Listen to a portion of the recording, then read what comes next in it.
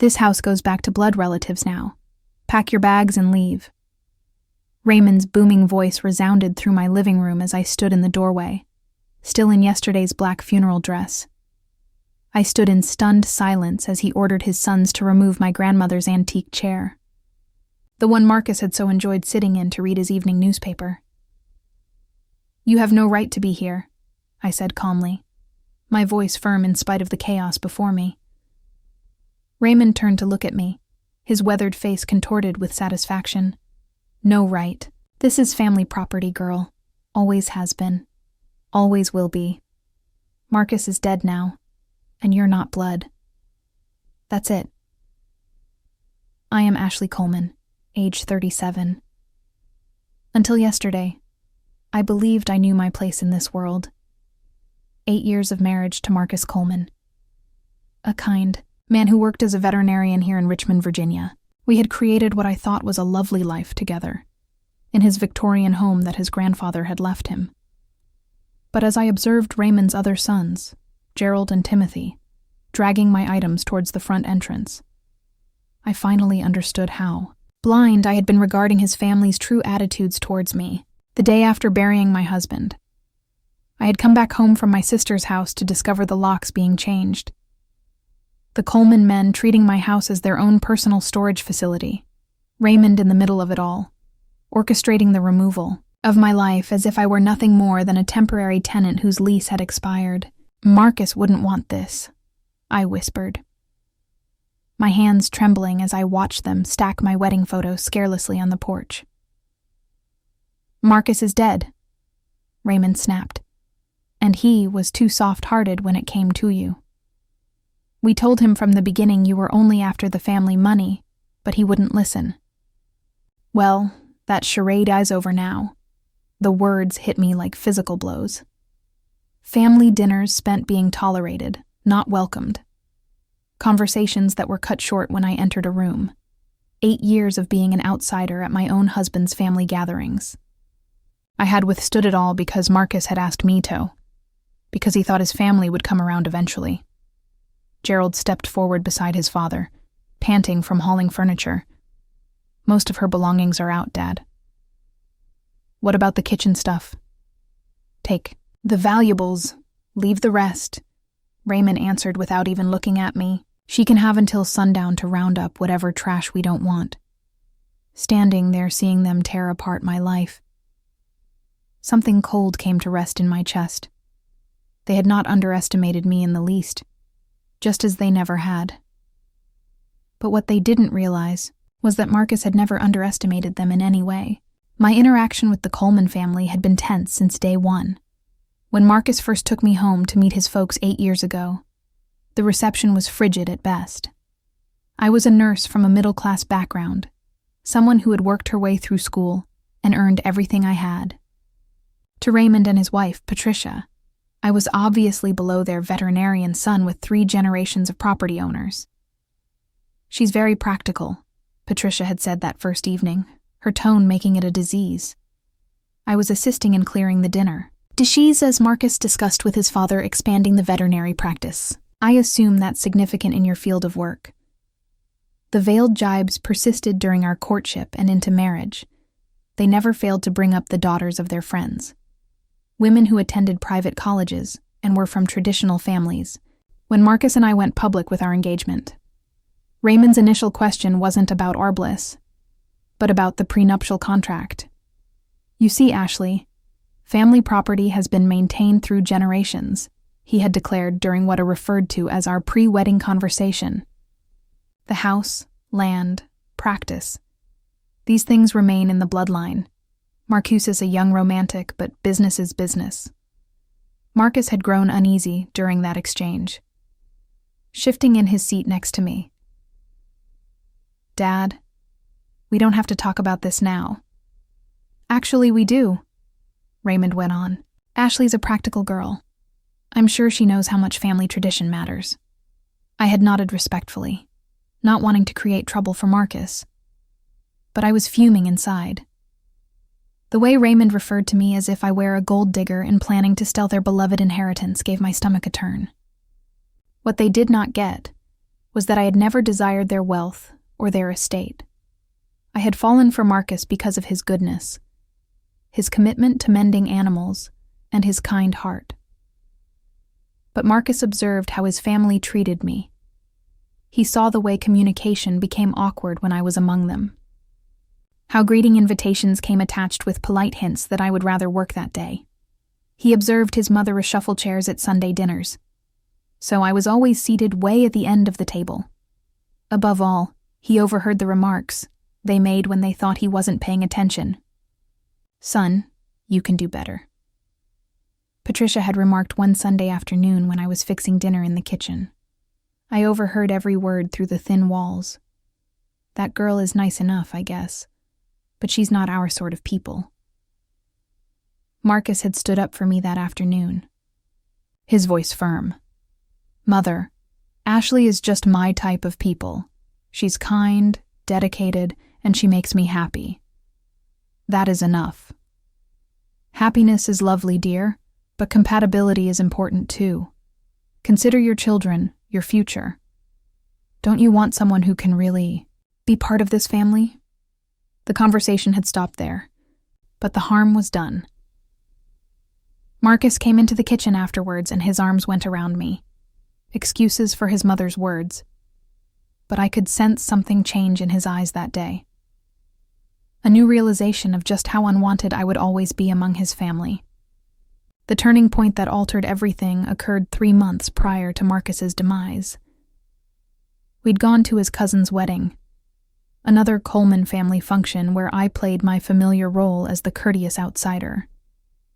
At the reception, I stepped away for a moment to go use the restroom and came back to find the family in earnest discussion about estate planning. "When Marcus dies, the house returns to the family, right?" Timothy was inquiring of his father. "You mean she's not actually entitled to anything long-term, is she?" "Don't be ridiculous," Raymond said, his voice low, but clear. "Wives acquire temporary rights, but family property always goes back to blood. It's been that way 4 generations. Ashley will receive whatever Marcus leaves her as personal effects, but the house, the land, the practice, that all goes back where it belongs." Gerald nodded approvingly. "Good. I was afraid we might have legal trouble with her in the mix." "The only complication," Patricia said with venom in her voice, "is getting her to leave in peace when the time arrives. You know what these guys are like when there's money at stake." Marcus's cousin Walter spoke up. "Perhaps she'll marry soon and be over it. Problem solved." The flippancy with which they spoke of my future widowhood, as if Marcus's death was an inevitability that they were already making plans around, sent my blood cold. But what surprised me most was their absolute certainty that I had no right whatever to the life Marcus and I had created together. Slipped back into bathroom and remained there until my hands stopped shaking.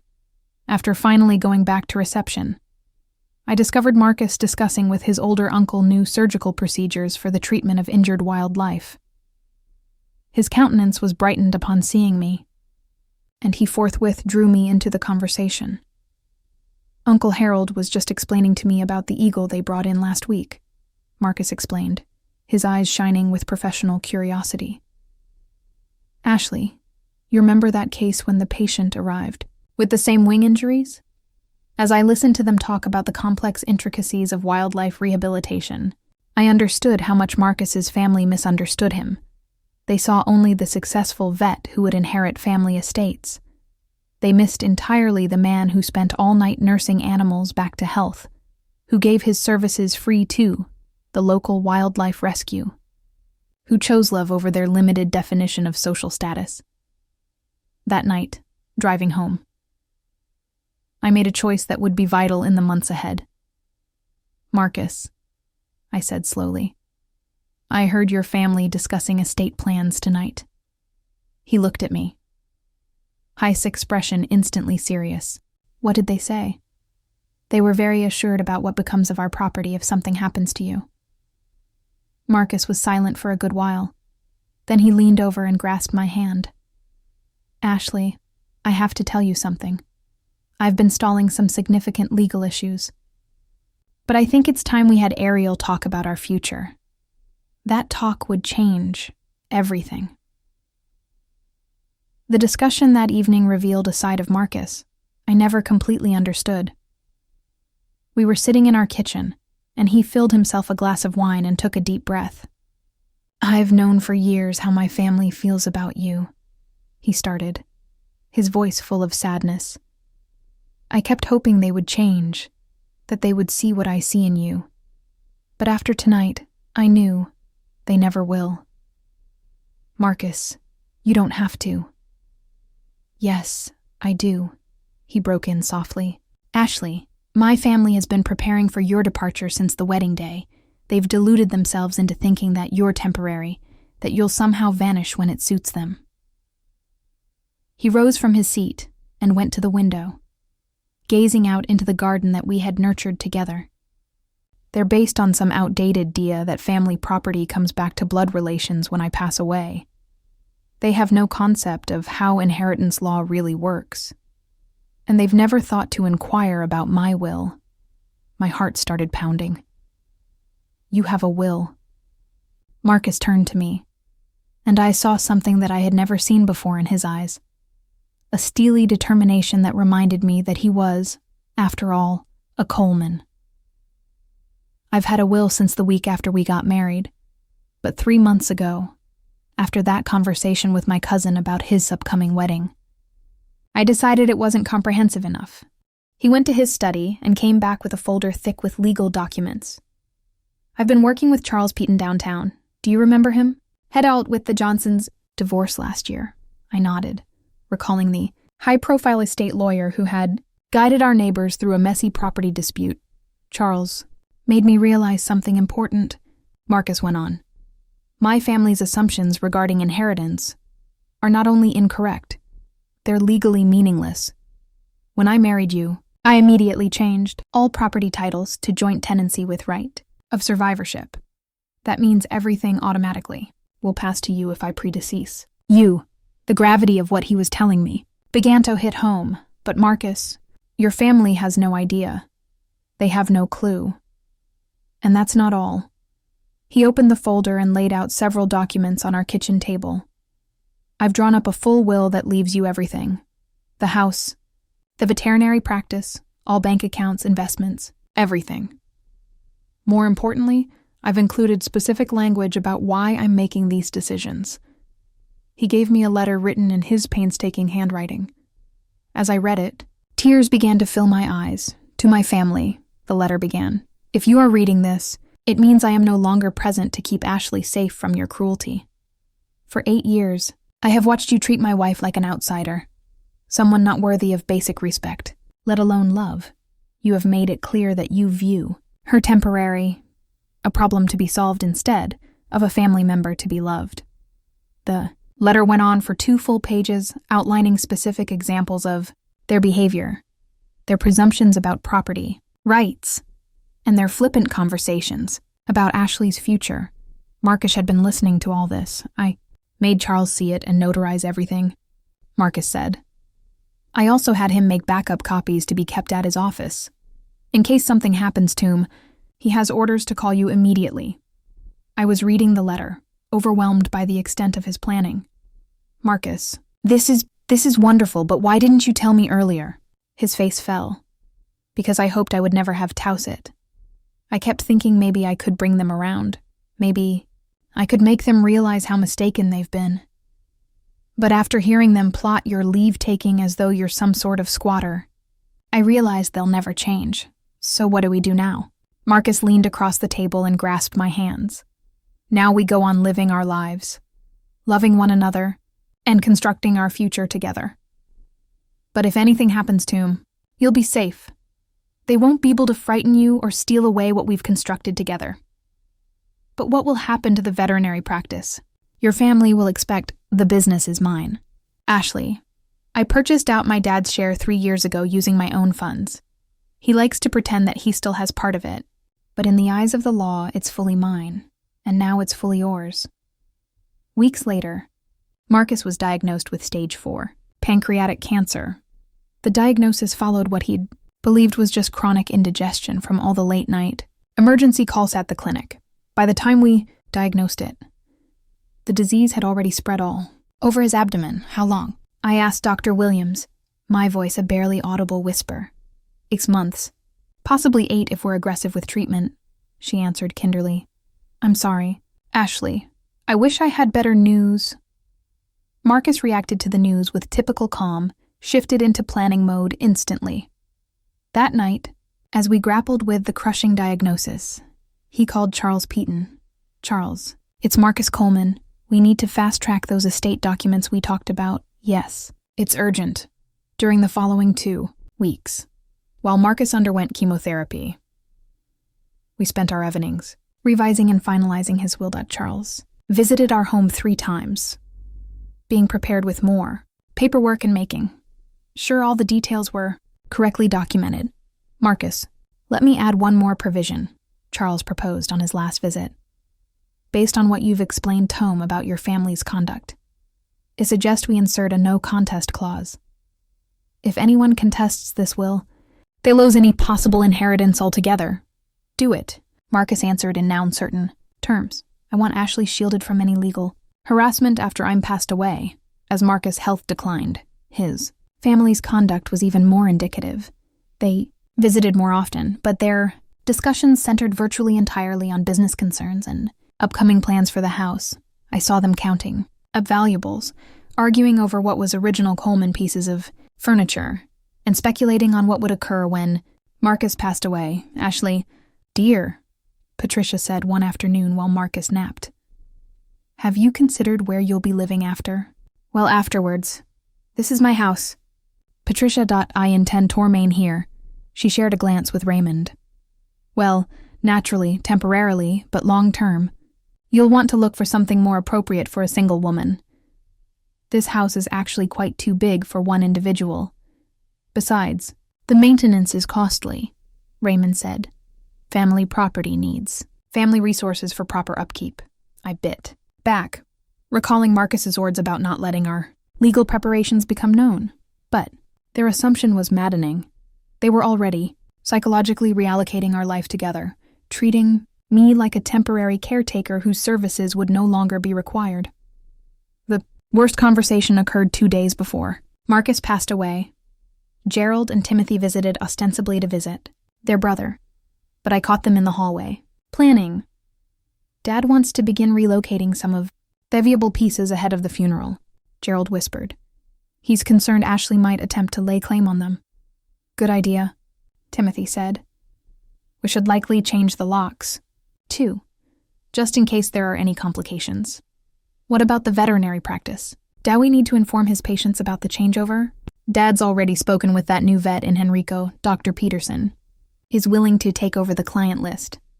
I was paralyzed, outside Marcus's room, hearing them strategize the dismantling of our life as my husband was, dying just a few feet away. They did not know that everything they said was further solidifying Marcus's plan to legally protect me that evening.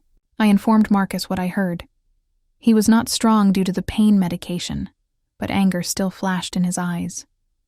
They're already taking our life apart, he questioned, his voice almost too soft. I'm afraid so. Marcus closed his eyes for an instant, then gazed at me with determination. Ashley, I want you to promise me something. When they come, and they will come, don't let them intimidate you. You have every legal right to everything we've built together. Charles has all the documents, and he knows exactly what to do. I promise, I whispered, holding his hand. And don't feel guilty about fighting them. They've made their choice about how to treat you. Now they'll live with the consequences. Marcus died on a Tuesday morning in October, surrounded by the golden light filtering through our bedroom windows. Held his hand as he took his final breath, whispering of how much I loved him and how thankful I was for the life we had enjoyed together. The funeral, 2 days. Later at St. Paul's Episcopal Church, where we had been wed 8 years ago, the Coleman family assumed the arrangements, pushing me aside as they decided what they thought was fitting for their son. I left them to the details, knowing that soon enough their assumptions would come back to haunt them. Ashley, dear, you'll sit in the second row. Patricia told me the morning of the funeral, family sits in the front row. I nodded softly, deciding not to mention that I was his wife and thus his family member. Their actions were giving me even more proof of their total lack of respect for my position in Marcus's life. After the funeral, Raymond took me aside at the cemetery. We'll give you a few days to mourn, Ashley. But after that, we must talk about practicalities. The house will require to be cleaned out, and we'll have time to fix it up for Gerald's family. Gerald's family. He's been wanting to return to Richmond. Raymond explained matter-of-factly. The house is ideal for them, and it keeps the property and the family where it belongs. I glared at him, incredulous at his nerve. Raymond, that house is my home. Was your home? He corrected. You were Marcus's wife, and we're thankful for the care you gave him. But now it's time for family property to come back to family. I am family. Raymond's face grew stern. You're not blood, Ashley. There's a difference. That evening, I slept at my sister Janet's residence in Glen Allen, in need of room to absorb my loss without the added tension of the Coleman family's demands. Janet, who had never tolerated Marcus's family, was outraged when I informed her of their intentions. They can't just throw you out of your own house, she cried out. You were married to Marcus for 8 years. They appear very sure of their legal stance, I answered calmly. Well, they're wrong. You need to call a lawyer right away. I smiled sadly at my sister's indignation. Actually, Janet, Marcus already took care of it. The next day, I drove back to Richmond, intending to stay in the house that day, getting my head together and starting to sort through Marcus's stuff. But as I turned onto our street, I spotted Raymond's truck sitting in our driveway next to Gerald's van.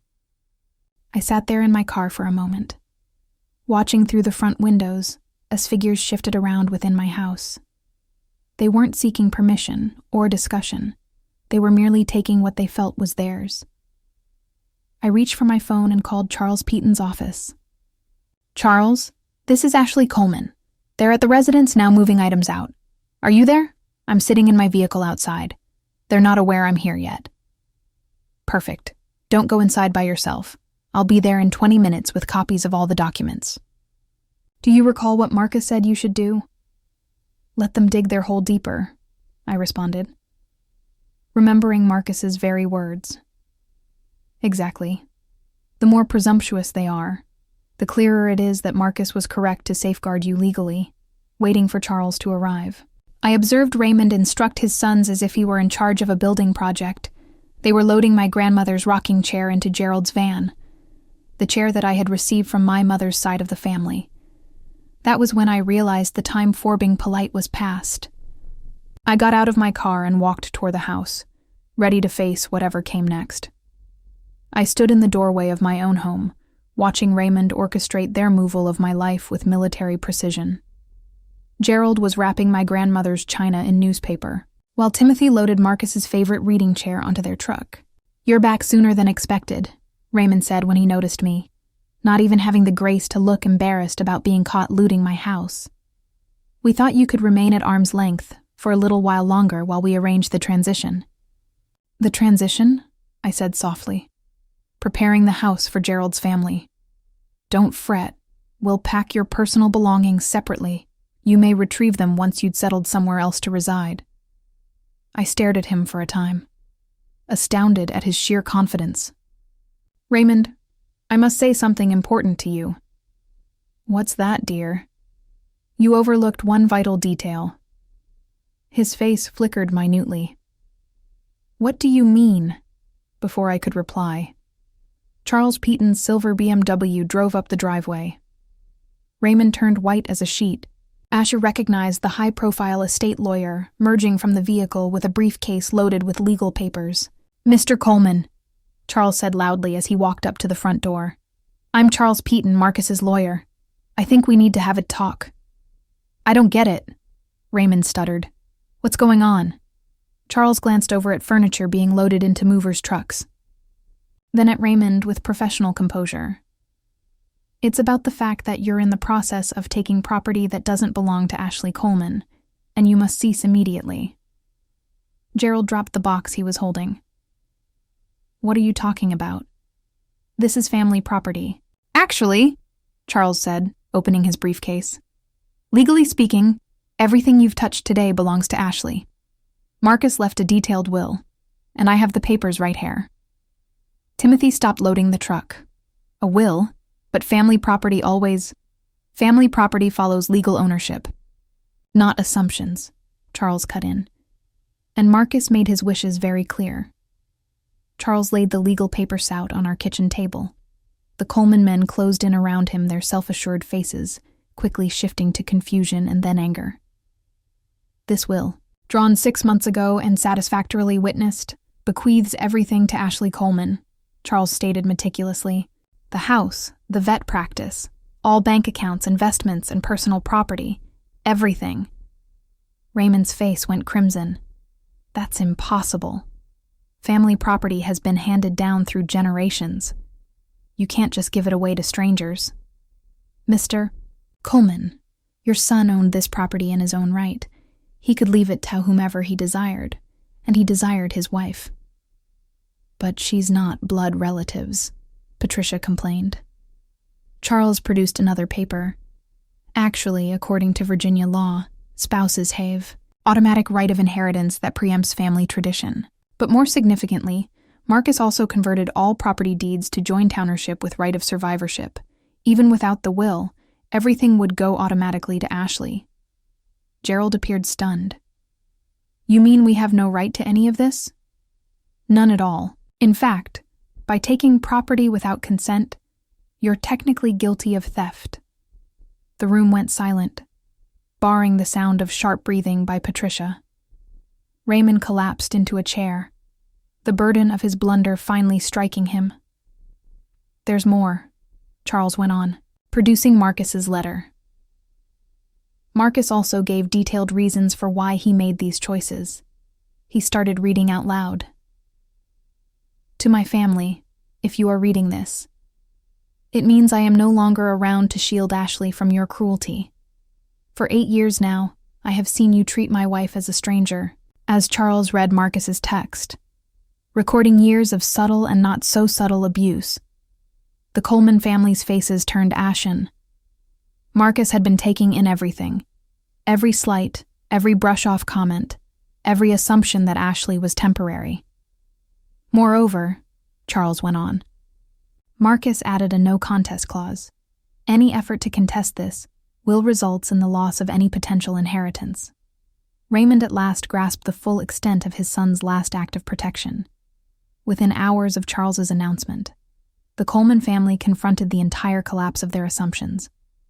Raymond was compelled to return all of the items they had taken, including my grandmother's chair, which had mysteriously ended up in Gerald's van.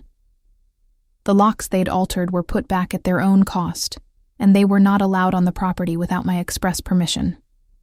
The veterinary practice which Raymond had already committed to Dr. Peterson was still mine to use or sell as I liked. The family land they had thought of as their birthright was now beyond their control forever. Their informal planning meetings regarding my departure became proof of their entire failure to understand both legal reality and Marcus's genuine attitudes towards them. Patricia's illusions about upholding her social position were ruined. When the news spread within their social group regarding how they attempted to steal from the widow of their deceased son, Gerald's plans to relocate his family into the family home dissolved, leaving him to defend to his wife and children why their new home promised to them was no longer a reality. Timothy's assumptions regarding inheriting part of the cost of being a vet practice lost him. The job he had assumed was his, most shattering for Raymond. The admiration he had inspired as the Coleman family head was lost overnight. When others discovered how comprehensively his own son had dismissed his principles and shielded his wife from the family's cruelty, the man who had spent years reminding others of family duty found that his son's last act was one of utter repudiation of all Raymond stood for, as I stood in my kitchen that night, clutching Marcus's letter and covered in the things his family had attempted to steal. I came to the conclusion that my husband's greatest present wasn't the house or the money. It was the confirmation that our love had been genuine, that I had deserved protection, and that sometimes the quietest individuals battle the hardest for those they love. The revenge had been accomplished, not because I had intended it, but because Marcus had witnessed his family's real character years earlier than I had, and had quietly, systematically, constructed walls around our love that they could never overcome.